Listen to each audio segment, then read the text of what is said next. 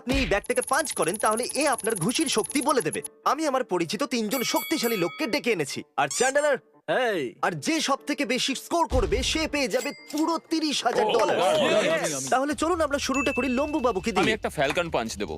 হয়তো এটা টেস্ট করা উচিত ছিল। 300, 400, 700। ও 902 অন দ্য ডট। আমার মনে হচ্ছে দ্বিতীয় স্থানে আসা উচিত নোয়াকে। চলো, নোয়া।